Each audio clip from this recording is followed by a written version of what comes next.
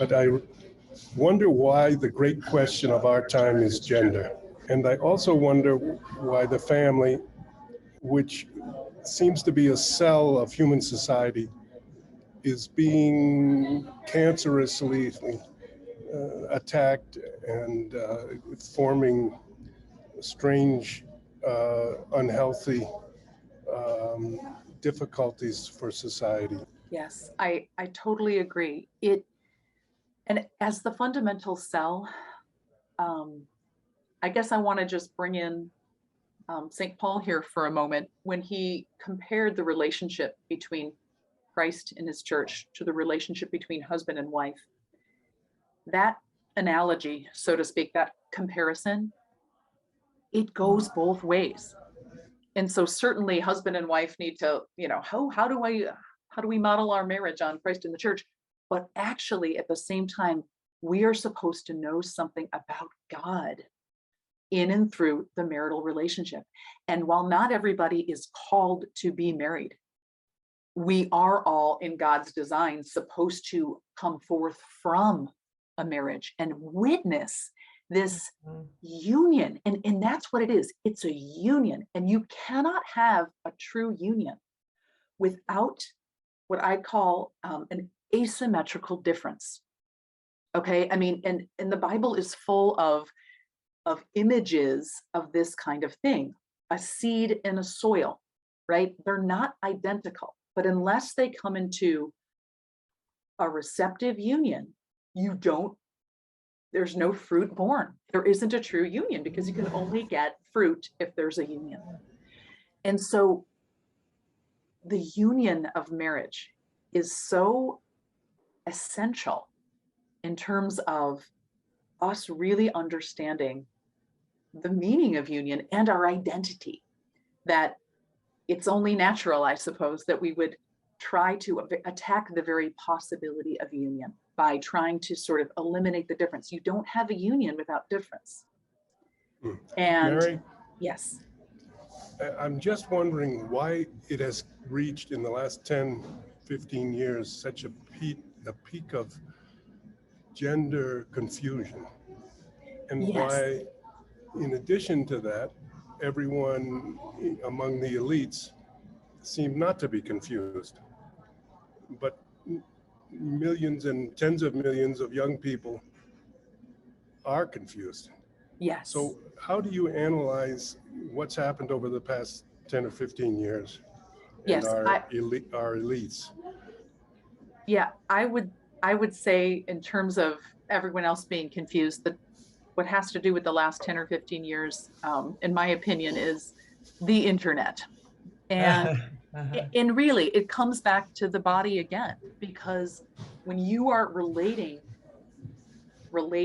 right, to people in a disembodied fashion, the human person was designed to come into being in the context of an already existing community. Okay, so a child they don't come from a cabbage patch, right? The idea is that they would come into their identity in and through a relationship with other bodies close to them, right? Mom, dad, siblings, okay?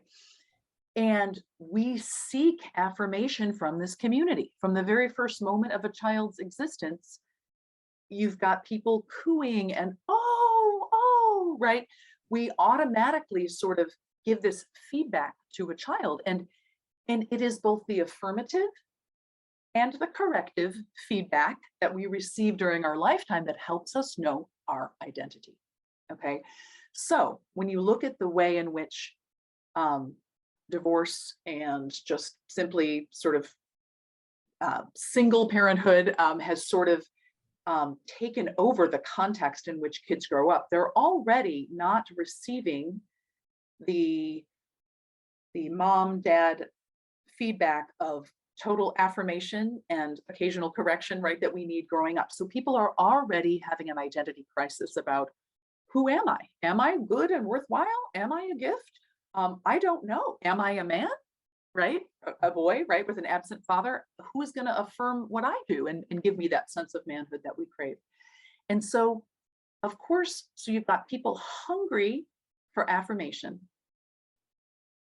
they're not receiving it, so they go to the internet to receive that affirmation, right? And the beautiful thing about the internet is we can simply find our own fan club, right? It's selective engagement, right? You can block people who don't agree with you, who don't celebrate you. When you're sad and you're feeling lonely and you need affirmation, you go to the internet and there's groups waiting to affirm you and celebrate you as long as you identify with X or Y.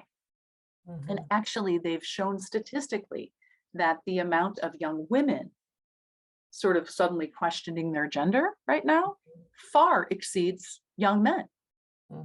And I would connect it to something Edith Stein talked about, our capacity for empathy, identifying with another's pain, identifying with another, what they're going through. We can make somebody else's concern our concern. It's actually a gift.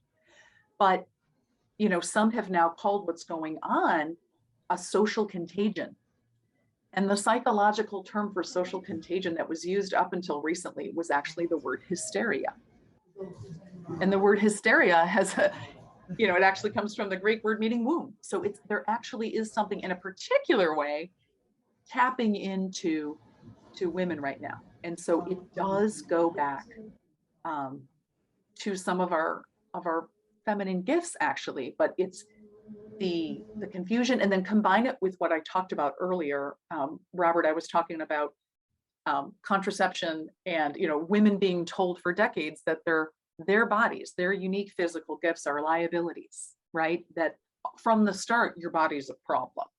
And as soon as we can take care of it, then it needs to be available for others to use, right? So combine that with the breakdown of the family, people seeking affirmation, wanting to know who they are, what they're worth, and they're not getting it in the family. So they're looking to the internet and suddenly everybody's, you know, a cat, a unicorn, the opposite gender, whatever. So it does keep coming back to the family, but even in, you know, on different. Hi, thank you for watching, and be sure to subscribe to our channel by clicking on that red subscribe button and click that bell so you'll be notified when we upload new content. Check out all the links below for subscriptions to Inside the Vatican magazine and to the Morning Hand Letters, which is free to your inbox. You stay connected. It's content that you can get nowhere else. All that information is below. Thank you.